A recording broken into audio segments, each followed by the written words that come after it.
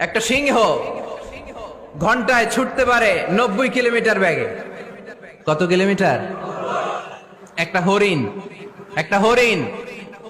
একটা হরিণ ঘন্টায় ছুটতে পারে 100 কিলোমিটার বেগে। তাহলে কে জোরে ছুটে?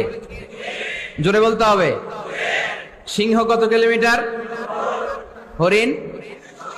তারপরেও হরিণটা 100 কিলোমিটার বেগে ছোটার পরেও সিংহটার কাছে সে ধরা পড়ে যায়।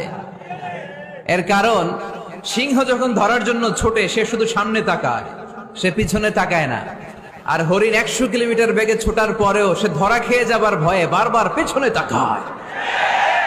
আর পিছনে তাকার কারণে ওর গতিটা স্লো হয়ে যায় আর সিংহের হাতে বধ হয়ে যায়। পিছনে তাকাবার সময় আমাদের নাই, চিল্লায় বলো ঠিক কিনা? আমরা অহংকার শিখি নাই, আমরা হিংসা শিখি নাই, আমাদের বুকে আছে বুক ভরা ভালোবাসা। আমি বিএনপি বুঝি না।